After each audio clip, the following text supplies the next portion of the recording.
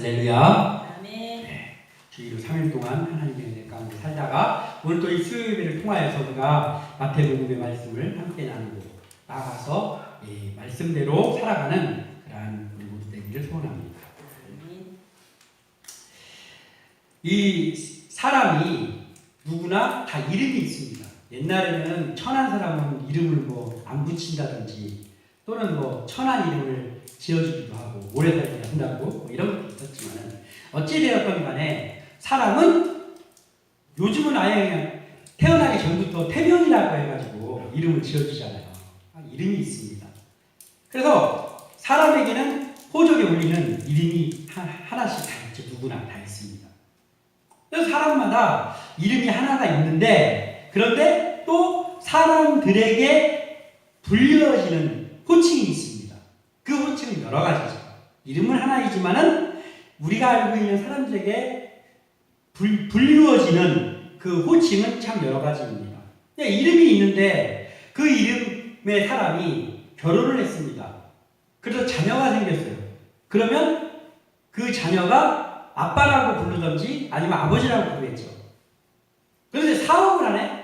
그러면 사업을 하는 사업터에서는 직원들이 사장님이라고 부릅니다. 딸이 결혼을 했어요. 그러면 그 사위가 이제 장인어른이라고도 부르겠죠.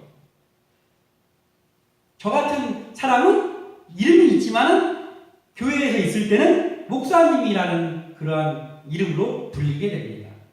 네, 이렇게 하는 일과 또는 어떠한 대상에 따라서 이름은 하나가 있지만은 여러 가지 호칭으로 불리워지게 됩니다. 우리 예수님도 마찬가지였죠. 우리 예수님도 사람들에게 여러 가지 호칭으로 불려졌습니다. 먼저 가장 보편적으로 선생님이라고 불렀죠. 사람들이 선생님, 예수 선생님. 뭐 비슷한 말이지만 라삐어라고 불리기도 했고요. 또는 예수님을 찾아다니면서 흠을 찾으려고 하는 사람들은 하나님을 모독한다고 자기가 하나님의 아들이라고 한다고 그러면서 참남한 자, 예수님을 참남한 자라고 부르는 사람들도 있었죠. 또는 없이 해야 될 자라고 부르는 사람들도 있었습니다. 자, 그렇다면은 예수님이 이렇게 저렇게 불렸는데 예수님을 바라볼 때 예수님을 메시아, 그리스도라고 보는 사람들이 있잖아요. 예수님을 보면서 단순히 선생님으로 생각하는 사람도 있고 또는 랍비로 훌륭한 사람으로 생각하는 사람도 있고 뭐 여러 가지가 있지만 사람들 중에 예수님을 메시아, 그리스도, 구원자로 보는 사람들이 있잖아요. 우리도 그런 사람 중에 한 명이고요. 그런 사람들이 예수님을 부르는 호칭이 있죠. 그 중에서 그리스도라고 부르기도 하고 하나님의 아들이라고 부르기도 하고 하지만 그 중에서 또 한 가지 호칭이 있는데 그것은 바로 다윗의 자손이여라는 호칭입니다. 다윗의 자손이여. 그래서 예수님을 다윗의 자손이여라고 부르는 사람들이 있었습니다. 예수님을 다윗의 자손이여라고 부르는 사람들은 또 특징이 있는데 누군가가 예수님이 가실 때 다윗의 자손이여라고 부르는 소리를 들었을 때는 예수님의 걸음이 멈춰졌습니다. 아무리 바쁜 중에도 멈춰졌습니다. 예수님을 다윗의 자손이여라고 부르는 사람 앞에서는 반드시 예수님의 가시던 걸음이 멈췄습니다. 그리고 그와 1대1의 대화가 이루어졌습니다. 대표적인 인물을 한 3명만 보자면은 오늘 일단은 나오는 이 사람들 두 맹인이 나오죠.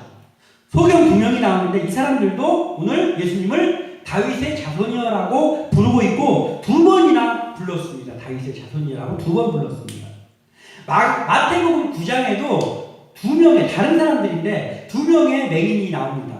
그들도 역시 다윗의 자손이여 우리를 불쌍히 여겨 주십시오 라고 했고 고침을 받았습니다. 그리고 마태복음 15장에는 가나안 여인이 나옵니다. 수로보닉의 여인이죠. 이 가나안 여인도 귀신 들린 딸 때문에 고통을 받고 있었는데 그 귀신 들린 딸이 고침받기 위해서 예수님 앞에 와서 예수님께 다윗의 자손이여 나를 불쌍히 여겨주시옵소서 하면서 우리 딸을 고쳐주십시오 라고 했고 고침을 받았습니다. 또 마가복음 10장에는 소경이 있는데 이름이 나오는 소경이 있어요. 물론 그 이름이 디메오의 아들이라는 뜻이지만 바디메오라는 그러한 소경이 나옵니다. 그 소경도 역시 다윗의 자손이여 나를 불쌍히 여기소서라고 했고 예수님에 의해서 이제 고침을 받았습니다. 이렇게 여러 곳에서 예수님을 다윗의 자손이여라고 부른 사람들이 나옵니다. 그리고 그렇게 부른 사람 앞에서는 항상 예수님이 걸음을 멈추었던 것을 우리가 성경을 통해서 보게 됩니다.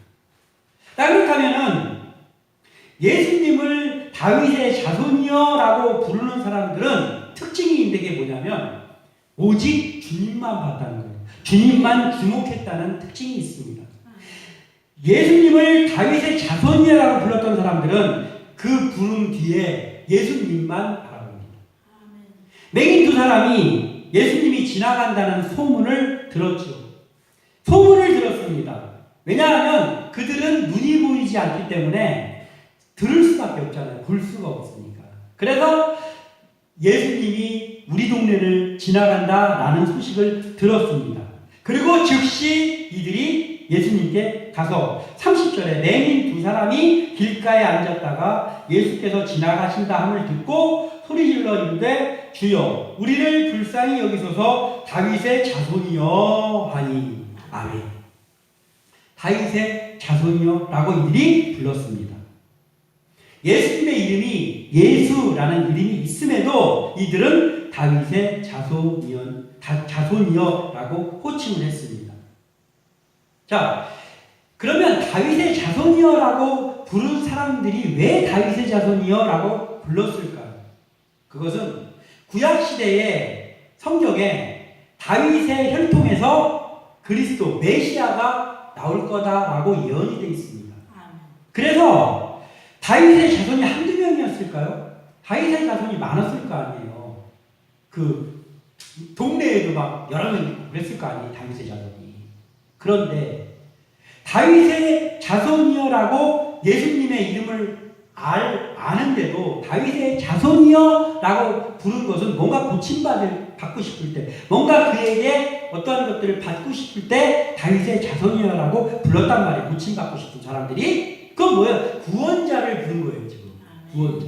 그러니까 다윗의 자손에서 메시아 구원자가 오신다고 하는데 저는 예수님 당신을 구원자로 생각하고 있습니다. 다윗의 자손이요. 이렇게 부른 거예요. 그러니까 뭐예요? 이게 예수님을 다윗의 자손이라고 부른 것은 그냥 저분이 다윗의 자손이니까 부른 게 아니고 뭐예요? 신앙 고백이죠. 신앙 고백입니다. 그를 구원자로 고백하는 거예요. 당신이 우리가 기다리던 메시아입니다. 라고 부르는 거예요. 신앙 고백입니다. 신앙 고백.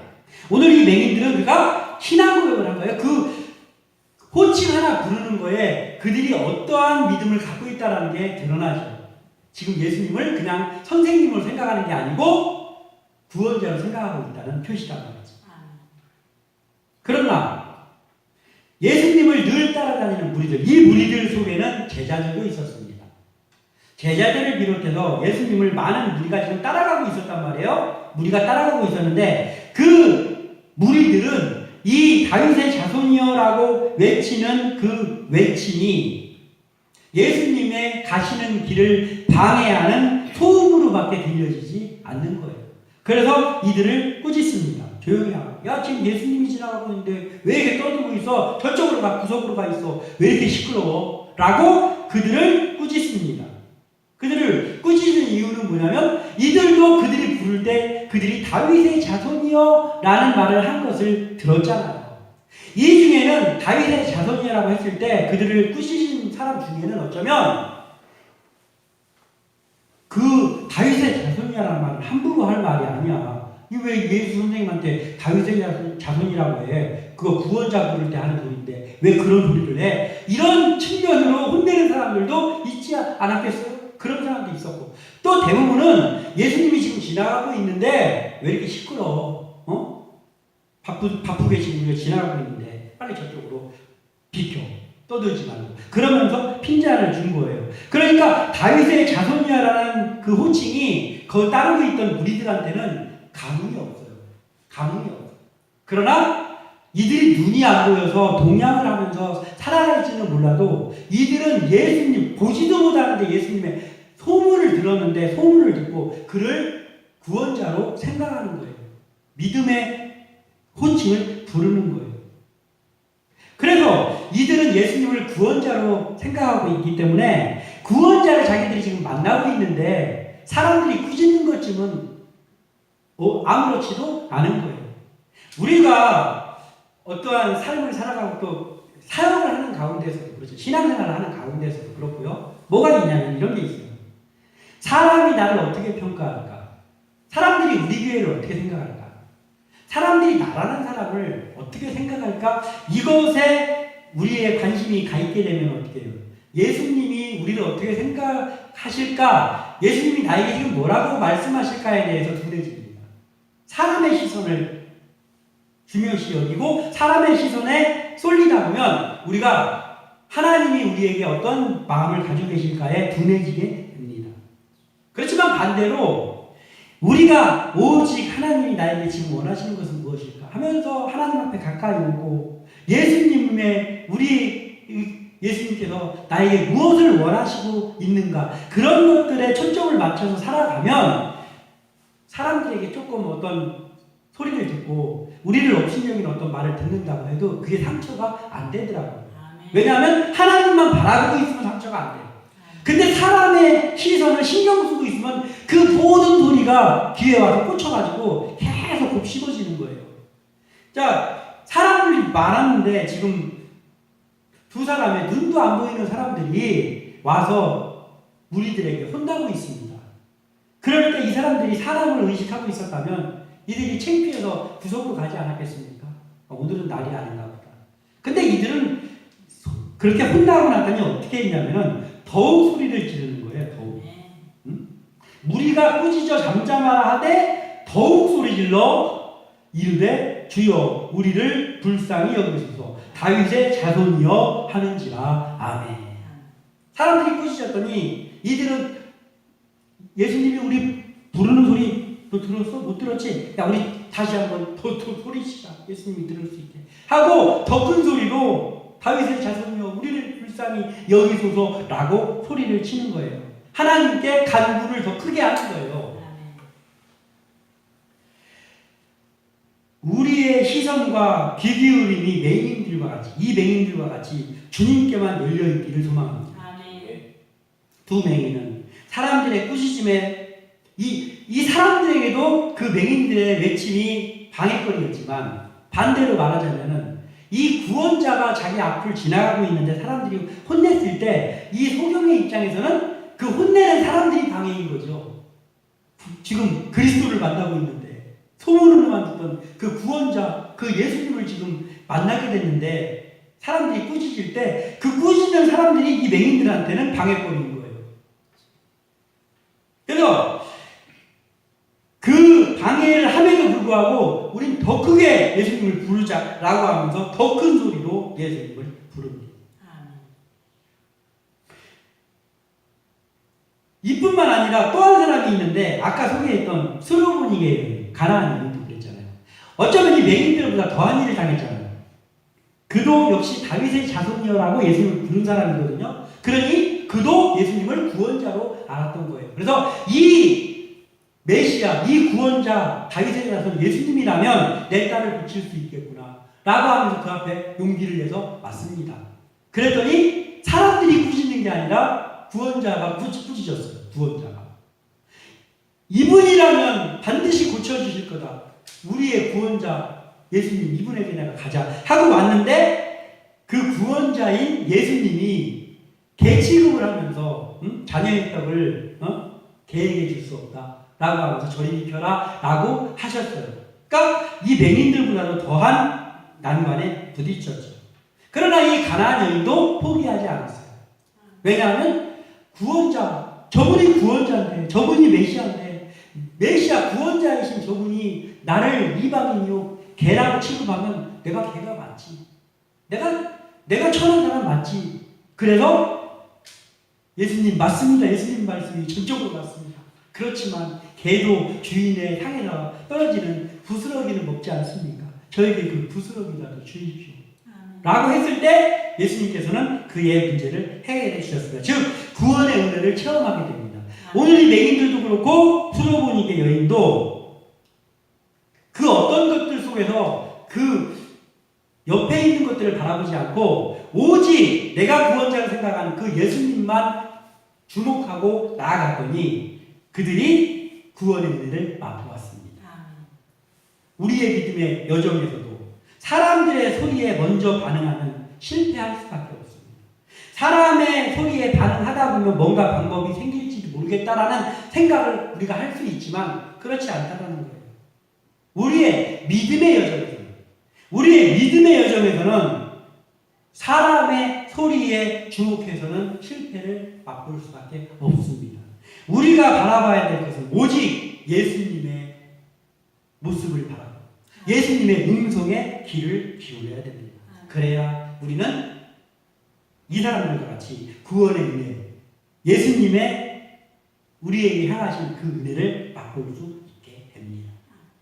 나를 향한 주님의 음성에 귀 기울이고 하나님께만 주목하여 주님을 따라갈 때 그때 우리가 이 맹인들이 가나안 여인이 얻었던 이 은혜를 얻을 수 있음을 믿습니다. 아멘. 우리가 그리스도인으로 바람직한 걸음을 옮기기 위해서는 그래서 말씀만 주목하는 것이 필요하다는 거예요. 말씀만 주목하는. 왜냐하면 세상의 방법이라는 것은 누가 나에게 일러주냐에 따라서 다 다르잖아요. 똑같은 문제를 놓고 여러 사람을 찾아간다고 해봐요. 그러면 그 조언이 똑같습니까? 다 달라요. 사람에게 찾아가서 조언을 구하면 똑같은 일로 이 사람 저 사람 찾아가면 그 사람이 내려주는 진단이 다 다르다. 이 사람은 자기 생각대로 이렇게 해봤으면 좋겠네. 이 사람은 이렇게 해봤으면 좋겠네. 다 다릅니다. 그런데 말씀은 변함이 없죠. 예수님의 말씀은 변함이 없단 말이에요. 우리에게 한결같은 말씀입니다. 그래서 우리는 말씀만 주목해야 되는 거예요.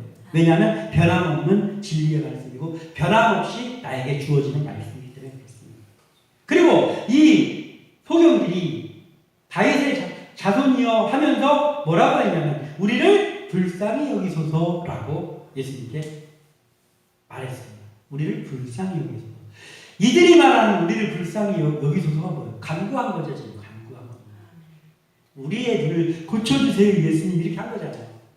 짧은 한마디지만 이것이 정말 절박한 기도가 아닙니다. 또 우리는 말씀에 주목하며 예수님을 바라보고 그리고 우리를 불쌍히 여겨달라는 간구를 우리도 날마다 하면서 살아가기를 소원합니다. 그리고 또 하나는 예수님을 다윗의 자손이야라고 부르는 사람을 주님은 어떻게 대하시냐? 긍휼히 여기신다는 거예요. 다윗의 자손이야라고 부르는 사람을 앞에서 걸음을 멈춘 예수님은 그 다음에 그를 바라보는 시선과 그에게 하는 모든 말씀을 보면 항상 그를 긍휼히 여기셨다라는 것을 알게 됩니다.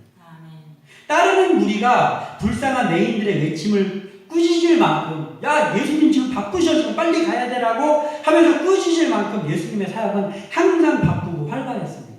항상 무리가 따랐고 항상 예수님을 찾는 사람들이 있었고 그래서 예수님 보면은 어떤 모임 사람들을 무리를 가르친다든지 하고 나면은 그게 끝나면 어떻게 했어요? 예수님은 기도로 마무리하셨잖아요. 그럼 예수님은 항상 기도를 하러 가면서 제자들에게 너희들은 배 타고 여기 강을 건너서 어디 가 있어라 하면서 항상 빡빡한 스케줄 속에 있었습니다. 그렇지만은 아무리 바쁜 예수님도 다윗의 자손이여라고 부르는 사람이 예수님 앞에 나타났을 때는 반드시 걸음을 멈추셨습니다. 아무리 바빠도. 왜냐하면 이 부름은 다윗의 자손이라고 하는 이 부름은 단순한 예수님을 부르는 것이 아니고 신앙 고백이기 때문입니다. 난 당신을 구원자로 믿습니다. 당신이 나를 불쌍히 여겨주세요. 그러면 내 문제가 해결될 걸로 제가 믿습니다. 이거란 말이에요. 신앙 고백이에요. 신앙 고백. 예수님, 구원자이신 예수님은 신앙 고백 앞에서는 멈추신단 말이에요. 죽음을 다투는 야이로의 딸을 고쳐주러 갈 때가 있었잖아요. 살리러 갈 때. 야이로의 딸을 살리러 갈 때. 그때 고치러 한참 가고 있는데 어떤 여자가 와서 뒤에서 예수님 옷자락을 만졌잖아요. 12의 혈루증 앓는 여자가 와서 그 예수님의 옷자락을 만졌습니다. 그때도 예수님은 걸음을 멈췄습니다. 왜냐하면 그 혈루증 여인이 마음속으로 신앙 고백을 했었거든요. 언제 신앙 고백을 했지? 옷깃만 만져도 나을 줄도 생각했어요. 이 여인이. 마태복음 9장 20절에서 21절에 12해 동안이나 혈루증으로 앓는 여자가 예수의 뒤에 와서 그 겉옷가를 만지니 이는 자기 마음에 그 겉옷만 만져도 구원을 받겠다 하더라. 아멘. 구원은 누가 해줍니까? 구원자가 해주죠. 아멘. 예수님이 이 여인은 대단한 게 뭐냐면 예수님 부르지도 않았어. 바쁘신 예수님 뒤에 와서 옷자락을 만지면서 이 여인이 생각하는 거예요. 이분의 옷자락만 만져도 나는 구원 받는다. 신앙 고백. 예수님은 모든 걸 알고 계시잖아요. 그 마음속에 부르지도 않았는데 그 여인의 마음속에서 하는 그 신앙 고백을 예수님이 들으시고 멈추셨단 말이에요. 그리고 그 여인을 만나주셨어요. 주님은 우리가 도우심을 구하여 부르짖을 때 우리 앞에서 걸음을 멈추시고 우리를 불러주십니다. 아멘. 그 부르짖음이 마음의 소리라고 할지라도 우리의 작은 신음에도 응답해 주시는 것이 우리 예수님입니다. 아멘. 다윗의 자손이라고 부르는 음성에 멈추시는 주님의 발걸음이 왜 그렇게 부르면 왜 멈추실까요? 예수님 불쌍히 여기신 때문이에요. 다윗의 자손이라고 부른 사람들은 다 그 뒤에 뭐라고 하냐면 우리를 좀 불쌍히 여겨달라는 말도 같이 했었거든요. 내 문제를 좀 해결해달라고 간구한 거예요. 그랬을 때 예수님이 멈췄다는 건 뭐예요? 우리를 불쌍히 여겨주세요라는 말에 그들을 불쌍히 여겼다는 말이죠. 그 예수님이 불쌍히 여기시는 것은 뭐예요? 긍휼의 마음이에요. 긍휼이라는 건 사실 하나님의 마음이거든요. 긍휼히 여긴다는 건 하나님의 마음이에요. 왜 예수님이 우리를 긍휼히 여기시는 것은 우리를 불쌍히 여기는 데서 나오는 정말 신적인 긍휼이란 말이에요. 그러니까 예수님의 긍휼은 해결이 안 될 문제가 없는 거잖아요. 그러니까 우리는 우리에게도 다윗의 자손이라는 강곡한 그 호칭을 우리에게도 예수님 향해 날마다 나와야 되는 것이죠. 주님은 우리의 모든 것을 아시지만 우리의 입을 통해서 고백을 들으시는 것을 기뻐하시는 분이잖아요. 32절에 예수께서 머물러 섰어요. 예수님이 그들을 불러 이르시되 너희에게 무엇을 하여 주기를 원하느냐. 아멘. 예수님이 모르십니까? 다 알고 계시죠. 그들의 모습만 봐도 알았을 거예요. 맹인이라는 거죠. 근데 예수님께서는 머물러 서서 그들을 바라보시면서 너희에게 무엇을 하여 주기를 원하느냐. 예, 저희가 배가 고파서 설렁탕 한 그릇씩만 사주십시오. 이걸 기대합니까? 아니잖아요. 예, 대답도 다 알고 계세요. 예수님. 예, 우리의 눈을 좀 떠주십시오. 그렇지만 예수님은 다 아시지만 예수님께서 원하시는 건 뭐냐면 그 필요한 거, 그 해결을 받고 싶은 것을 입으로 고백하라는 거예요. 입으로 고백하는 것을 기뻐하십니다. 하나님께서 그걸 기뻐하십니다. 그래서 이들이 이 예수님의 무릎 앞에 33절에 이르되 주여 우리의 눈뜨기를 원하나이다. 우리의 눈 너무나 고통스럽습니다. 고쳐주세요 라고 했습니다. 고백을 했습니다. 그 고백을 할 때 주님의 긍휼의 마음이 우리를 향하는 것이죠. 34절 그렇게 됐습니다. 예수께서 불쌍히 여기사, 이게 뭐예요? 긍휼히 여겼다는 거죠. 예수께서 불쌍히 여기사 그들의 눈을 만지시니 곧 보게 되어 그들이 예수를 따르니라. 완벽하게 해결이 됐습니다. 구원자를 만났고 구원자에게만 주목했고 구원자 예수님을 불렀더니 모든 것을 해결받았습니다. 그리고 나아가서 주님의 긍휼이 그들에게 임했을 때 그들은 이제 앉아서 구걸하면서 살아가던 그의 인생이 예수님께서 눈을 뜨게 해줬더니 그 후에 어떻게 됐어요? 곧 보게 되어 그들이 예수를 따르니라. 복 받은 사람이 됐어요. 이런 복이 어디 있습니까? 그래서 우리는 소경이 아니지만, 그렇지만 우리가 주님을 바라보는 일보다 사람을 바라보는 일에 서 있으면 우리의 눈이, 영적인 눈이 닫혀서 영적인 소경이 되지 않겠습니까?